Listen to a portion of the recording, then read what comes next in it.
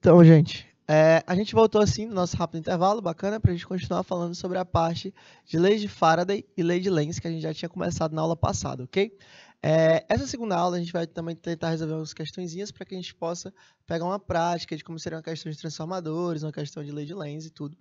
Mas a gente já viu a parte da equação. Vocês viram que é uma equação que não é tão fácil, tá bom? Tem a força eletromotriz, que é um valorzinho que vocês não são acostumados. Tem o fluxo também, que é um valor que é unidade é Weber. Tá bom? Eu sei que é uma unidade assim diferente, né? Não é metro ou quilograma que a gente vê no dia a dia. Mas nada demais também, a gente sempre trabalhando ali aquela ideia de ser uma questãozinha um pouco mais simples, um pouco mais tranquila, para que você possa conseguir realizar a questão de uma forma simples. Bacana? Claro, as questões de geradores e transformadores são questões mais teóricas.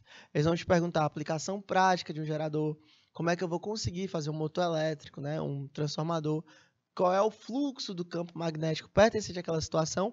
Então, sempre lembrar que essas questões teóricas vão cair.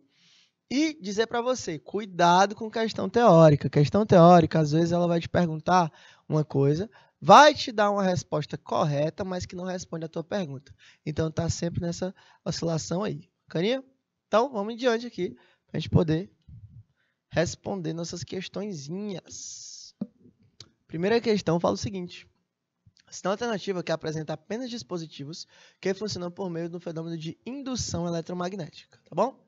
E aí, quando a gente fala de indução eletromagnética, a gente está falando de aparelhos que vão responder correntes elétricas sem necessitar do toque, por exemplo.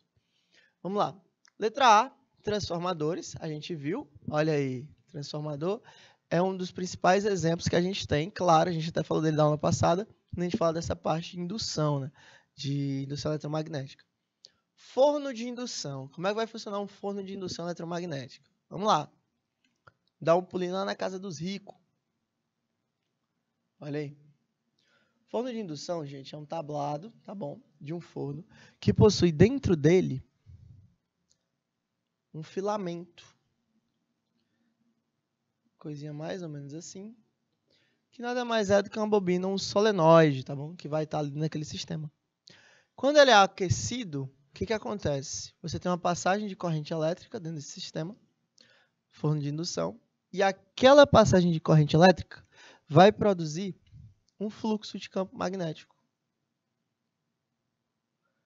Quando ela produz um fluxo de campo magnético, ela passa energia para a panela, para o material que está ali, que quer ser aquecido. Então, o forno de indução, ele funciona por indução eletromagnética. Quem não funciona? Panela elétrica. Panela elétrica, ela funciona por força mecânica, tá bom? Você tem uma corrente elétrica gerando um movimento de paz, tá bom? Que você faz aquela energia mecânica rotacional ao sistema. A letra B. Geradores, ferro de passar e chuveiro elétrico. Gerador, sim, é um tipo de motor elétrico, então ele funciona por indução, certo? É um dos tipos que a gente usa aí. Porém, o ferro de passar e o chuveiro elétrico não são pertencentes a essa classe. O ferro de passar é um resistor elétrico, então a corrente passa e faz com que você tenha uma resistência ao sistema. O chuveiro elétrico, ele funciona também por um modelo de resistência. Dentro dele, você tem uma corrente que passa por aquele resistor, aquece, produzindo uma diferença de calor entre a água e o resistor, faz com que você tenha esse aquecimento ali dentro do sistema. A letra C, televisão, já está falso. Energia elétrica, rádio, energia elétrica, lâmpada incandescente, energia elétrica. Tudo falso aí. Letra D, transformadores, perfeito. Motores elétricos, que foi outra coisa que a gente viu na aula de hoje, perfeito. E detector de metal. Detector de metal é massa. Detector de metal, ele também funciona por indução, beleza, gente? Então, letra D, nosso gabarito. E como é que funciona um detector de metal? Vamos lá. Você tem esse detector aqui dentro de um sistema. Vocês já viram o detector de metal, mas ele funciona como se fosse um formato de pá. E aí, dentro dele, assim como lá no forno de indução, você tem um filamento solenoides. Teria uma coisinha mais ou menos assim dentro dele. E aí, quando você liga o detector de metal, você faz com que seja produzido por ele, né, uma corrente elétrica. O cara produz essa corrente elétrica dentro do sistema.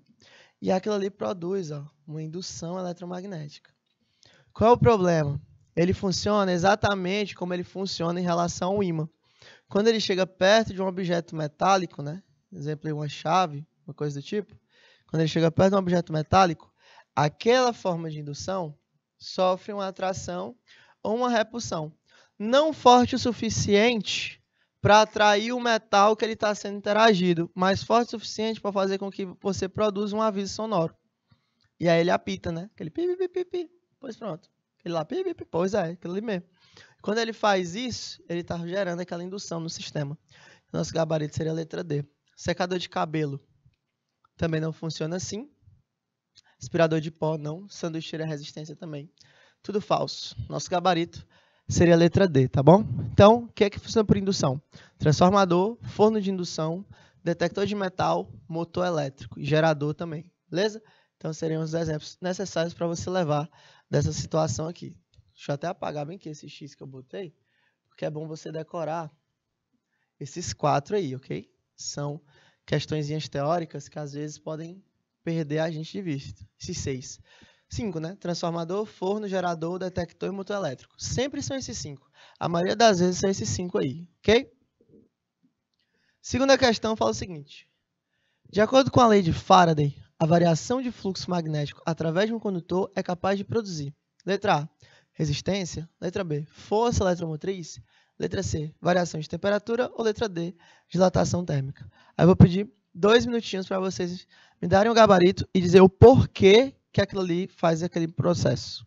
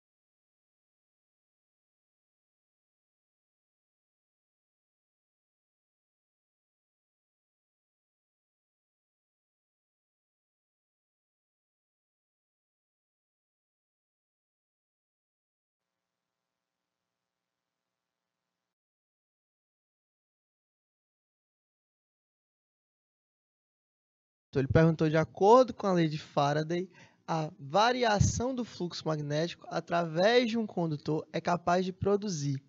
A galera aí de Palmeira, né, deu todos os gabaritos que a gente teria, cada um com o seu.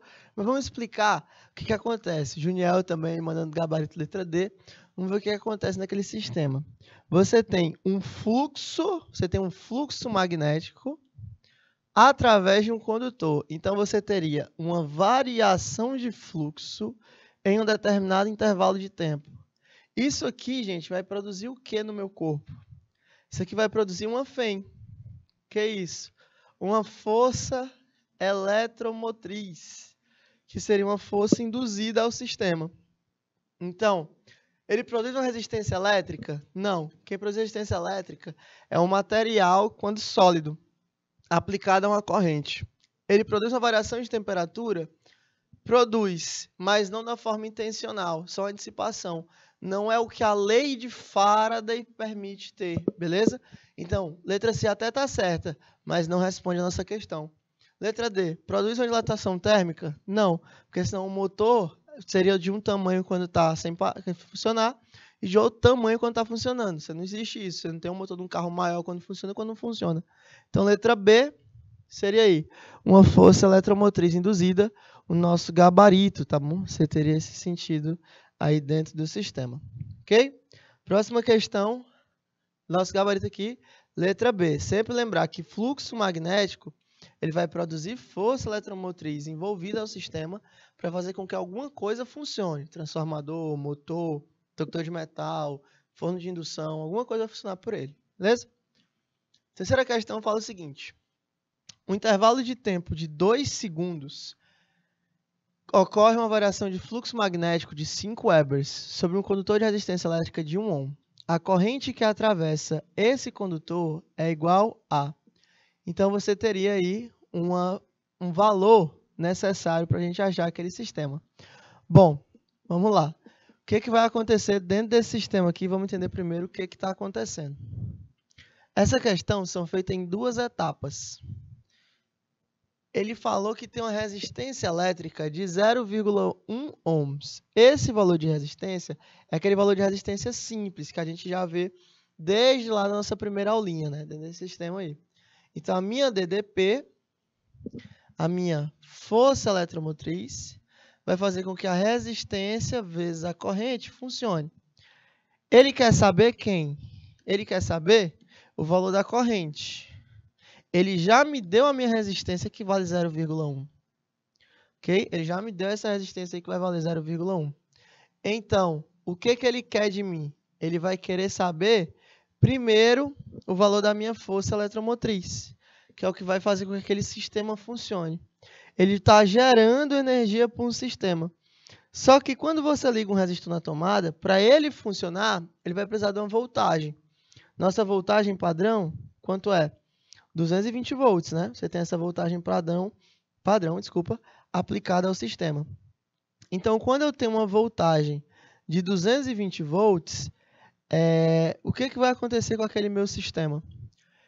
Eu vou ter isso aqui aplicado ao fluxo.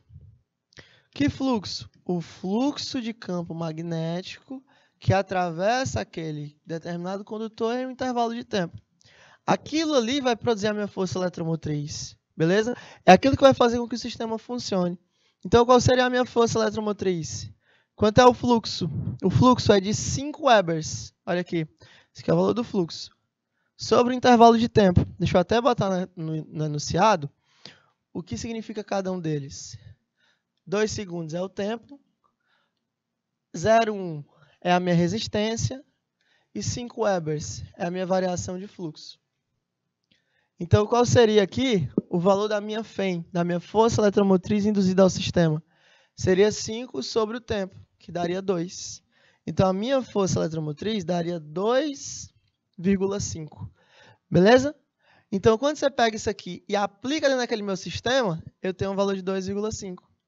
Então, o valor da corrente seria igual a 2,5 dividido por 0,1. Tá multiplicando? Passa para o outro lado como? Dividindo. Se eu passo para o outro lado dividindo, então, eu posso pegar toda essa função e multiplicar por 10 em cima e embaixo. Qual seria o valor da minha corrente aplicada ao sistema? 2,5 vezes 10, 25. 0,1 vezes 10 dá 1. Então, a minha corrente daria de 25 amperes, tá bom? Então, o nosso gabarito seria a letra B, de bem facinho, tá bom? Caliandra aí, destruindo a questão. Parabéns, certo? A gente tem essa parte da corrente valendo 25 amperes no sistema, ok? Próxima questão fala o seguinte. A Costa Rica, em 2015, chegou muito próximo de gerar 100% de sua energia elétrica a partir de fontes renováveis, como a hídrica, eólica e a geotérmica. A lei da física que permite a construção de geradores que transformam outras formas de energia em energia elétrica é a lei de Faraday, que pode ser bem definida pela seguinte declaração. Letra A. Toda carga elétrica possui um campo elétrico com direção radial, cujo sentido independe do sinal da carga. Letra B. Toda corrente elétrica em um fio condutor produz um campo magnético com direção radial ao fio. Quando ele fala direção radial, galera, é a direção do raio, tá bom? O raio ali. Letra C. A carga elétrica em repouso imersa em um campo magnético sofre uma força centrípeta. Letra D. A força eletromotriz induzida em inspira é proporcional à taxa de variação do fluxo de campo magnético em relação ao tempo gasto para fazer essa variação. Letra E. Toda onda eletromagnética torna-se onda mecânica quando passa de um meio menos denso para um meio mais denso. Qual seria o gabarito? 2 minutinhos aí para vocês me darem a resposta.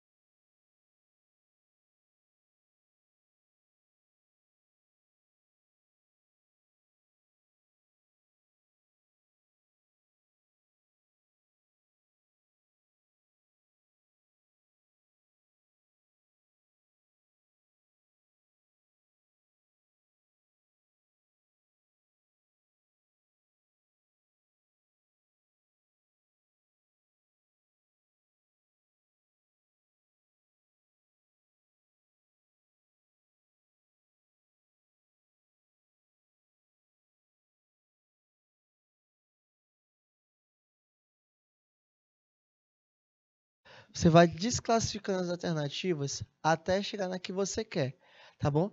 Lembre-se, questão teórica tem muita pegadinha. Qual é a principal pegadinha de questão teórica? Ele dá uma resposta que você não consegue, você não consegue responder a pergunta com ela. Ela tá até certa, mas você não responde a pergunta com ela, tá bom? Tipo, por que que a água começa a evaporar quando chega a 100 graus? Aí tu responde, porque o céu é azul. Tá mentindo o céu é azul? Não tá, mas não responde tua pergunta, entendeu? Essa é a ideia. A letra A fala o seguinte, toda carga elétrica produz um campo elétrico em direção radial, cujo sentido independe do sinal dessa carga. Essa alternativa está correta, porém, ela não tem nada a ver com a lei de Faraday. E ele quer uma alternativa que explique a lei de Faraday, beleza?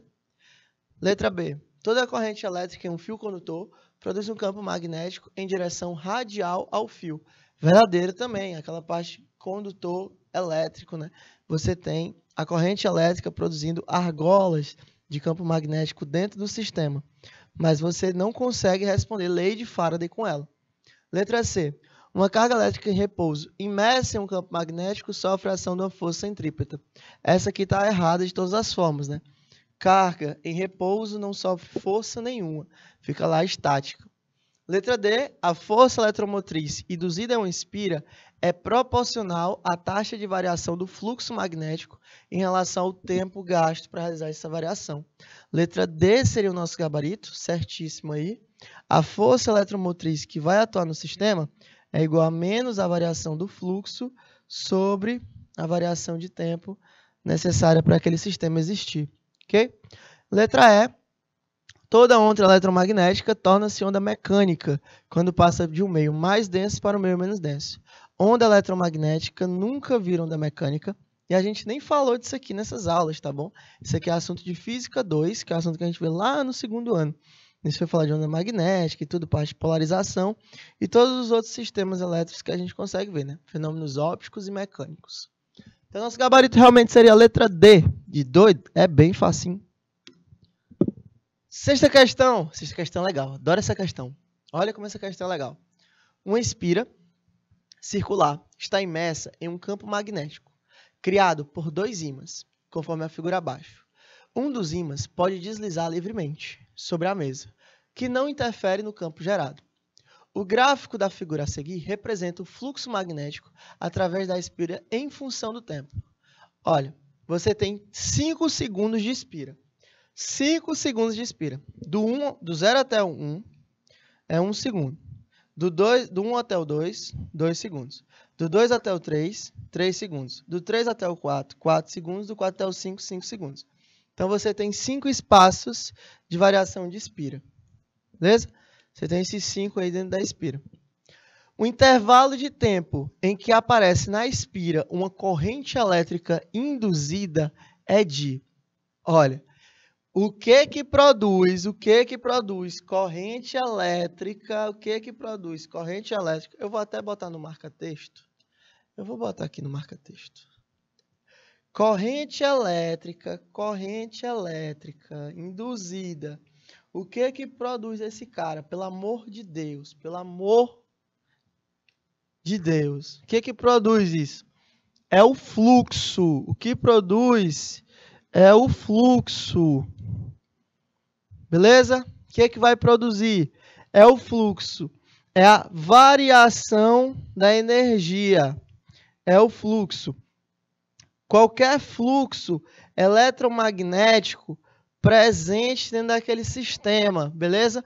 Você não pode ter fluxo constante. Aí você vai lá no seu gráfico. Aonde é que o gráfico é constante? O gráfico é constante de 0 até 1, não produz. O gráfico é constante de 3 até 4, não produz. De 1 até 2 tem fluxo, então produz. De 2 até 3 tem fluxo, então produz.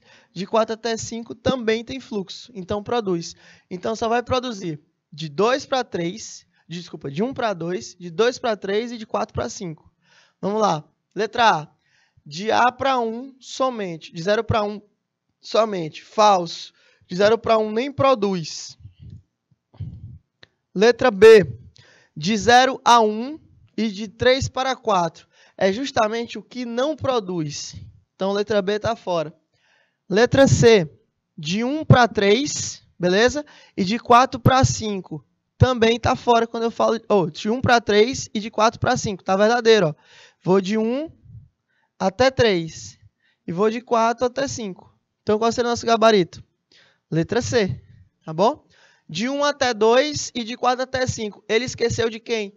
De 2 até 3. De 2 até 3 também produz. E o cara não marcou. Tá falso. E letra E. De 2 a 3 somente. Falso. Tem 1 a 2 e de 4 a 5 também. Então, você tem essa situação dentro do sistema. Bacana?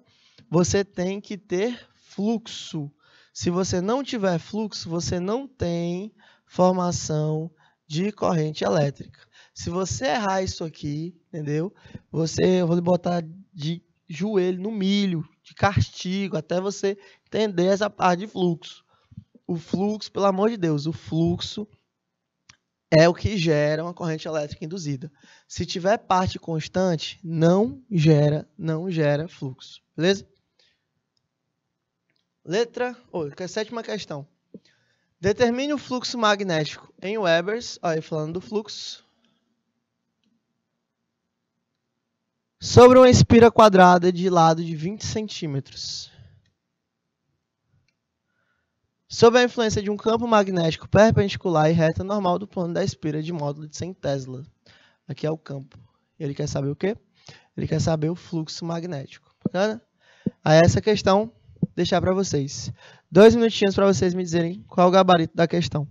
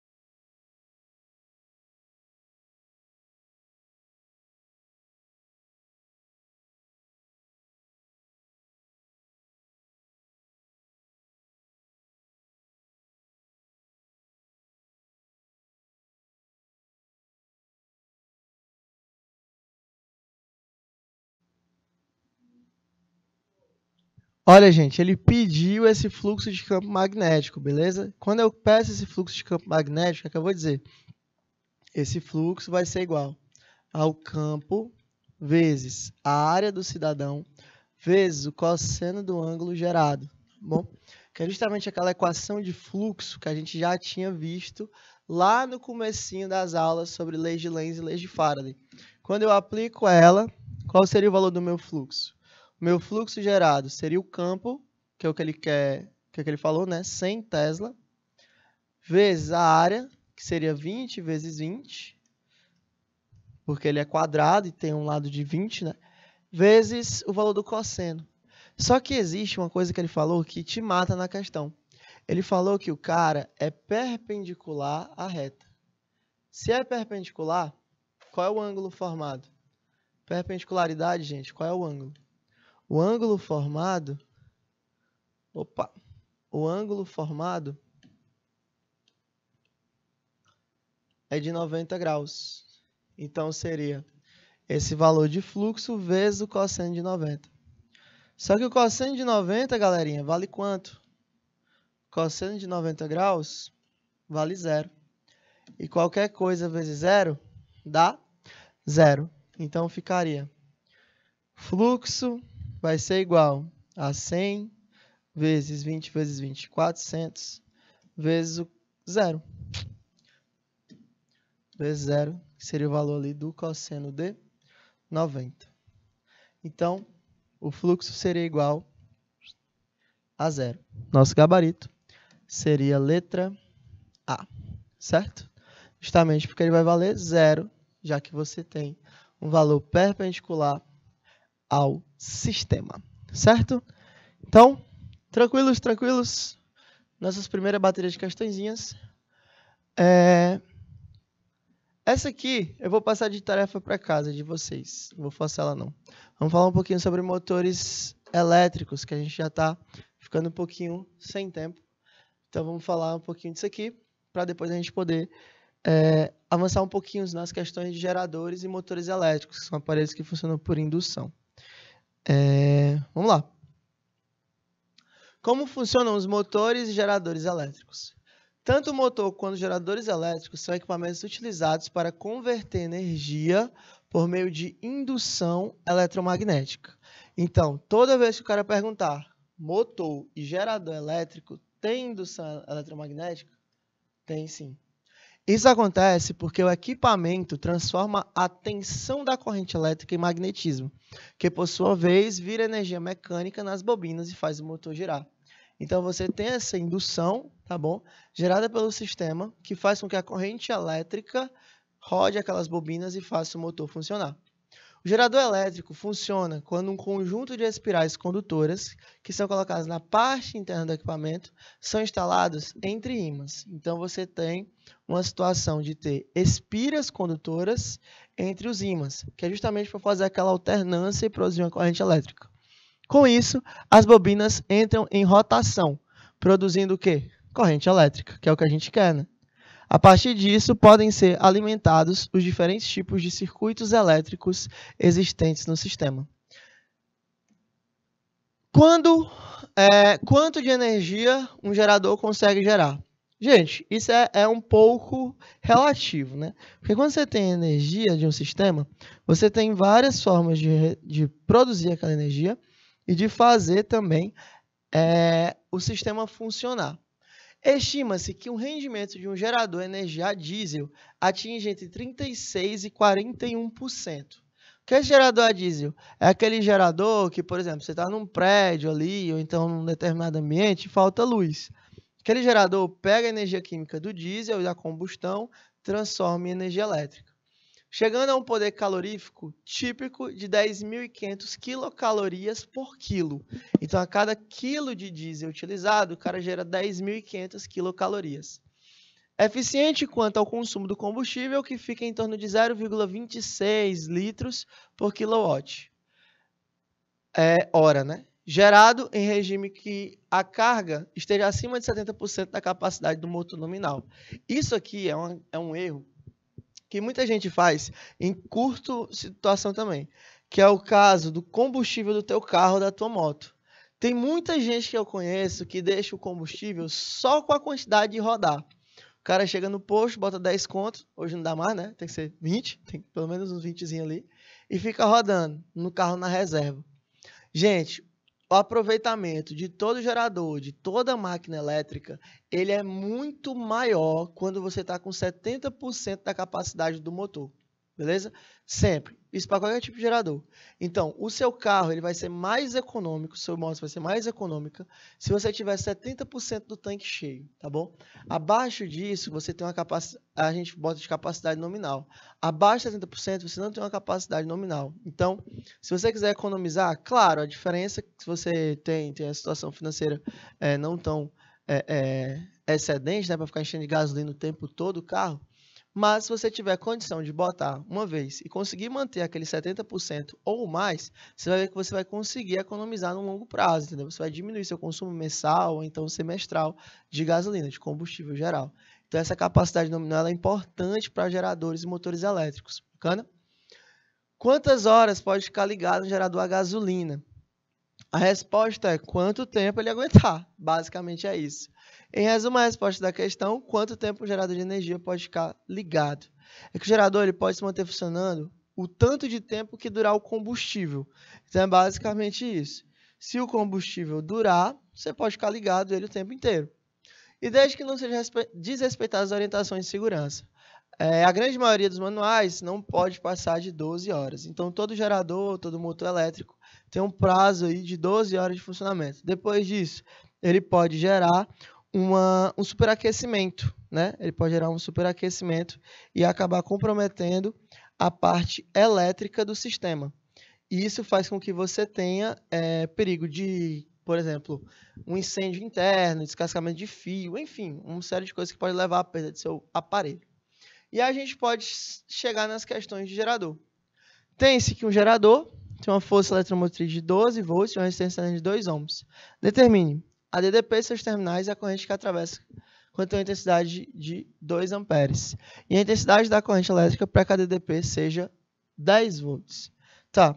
E aqui a gente precisa falar um pouco sobre a equação do gerador. O gerador ele tem o seguinte valor. O gerador ele tem a força eletromotriz, que é aquele fluxo, né, que a gente viu em função do tempo, vai ser igual a DDP menos resistência vezes o valor da corrente. Desculpa, mais resistência vezes o valor da corrente. Então, o que vai acontecer no gerador? O gerador ele vai receber um fluxo magnético dentro desse sistema e vai fazer com que ele funcione. Quando ele faz isso, ele vai gastar uma parte daquele sistema em energia útil e a outra ele vai dissipar nessa resistência interna que ele já possui para ele mesmo funcionar. Então ele quer saber, ele falou que o gerador tem uma força de 12 volts. Então foi cedido para ele 12 volts. Ele quer saber qual é a DDP para que ele tenha uma resistência de 2 funcionando numa corrente de 1. Aí você pode aplicar dentro da equação do gerador. A força eletromotriz vale 12, a DDP ele quer descobrir, que é o valor de U, mais resistência vale 2 e a corrente vale 2 também. Então, quem seria o valor da minha DDP aplicada ao sistema, né? Aplicada ao sistema ali? Seria 12 igual a DDP mais 2 vezes 2, daria 4. Então, a minha DDP daria 12.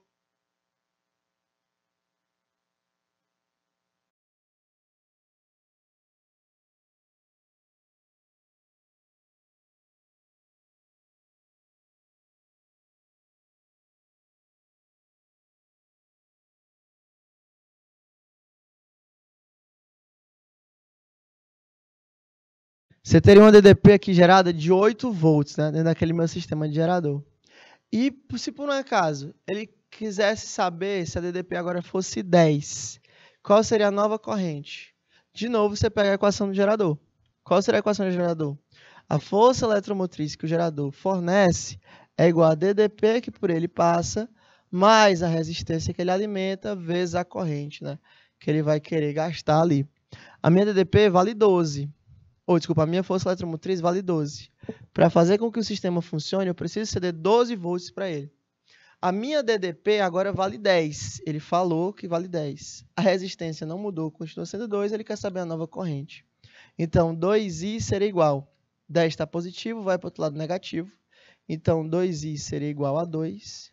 Logo, o valor da minha corrente seria 2 sobre 2, que daria 1 ampere. Então, você teria aí um valor de 8 volts na primeira situação e 1 ampere na segunda situação, para que você tenha essa parte, né, dentro do meu sistema sendo funcional. Bacana? Então, só lembrando aí da equação do gerador, que a gente já tinha visto lá no primeiro semestre.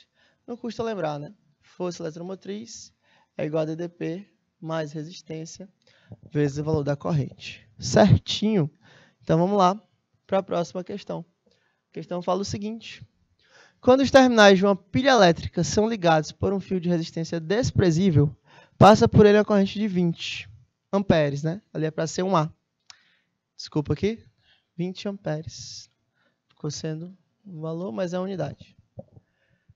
Medida a DDP entre os terminais da pilha quando ela está em circuito aberto, obtém-se 10 volts. Determine a força eletromotriz e a resistência interna da pilha.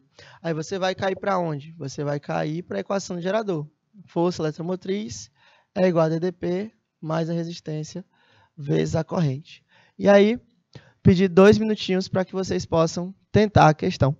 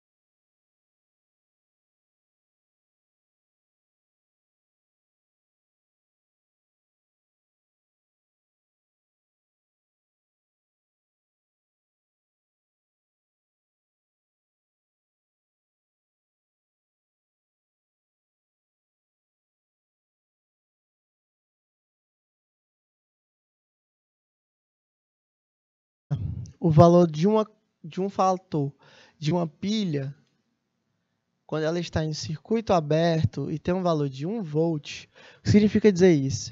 Que a força que aquela pilha consegue gerar vale 1 volt. Então, a força eletromotriz que aquele cidadão vai gerar é de 1 volt. Bom? Então, isso aqui já é o valor da FEM direto. Porque se ele está no circuito aberto, ele não vai ligar nada. Se ele não vai ligar nada, aquele valor ali, você teria 1 volt cedido ao sistema geral aplicado a ele. A DDP do cara, que ele vai querer saber, é 0. Por quê? Porque quando eu ligo a corrente em um curto-circuito, como ele falou, quando os terminais de uma pilha elétrica são ligados em um fio de resistência desprezível, ele tem uma corrente de 20. Então, quando a DDP for 0, a minha corrente, que eu chamo de corrente de curto-circuito, é igual a 20 amperes. Bom? Lá daquela situação de gerador que a gente tinha visto. Então, eu posso aplicar dentro da equação do gerador. FEM é igual a DDP mais R vezes I. Então, a minha FEM seria 1 volt. A minha DDP é 0, para que eu possa ter uma corrente de 20.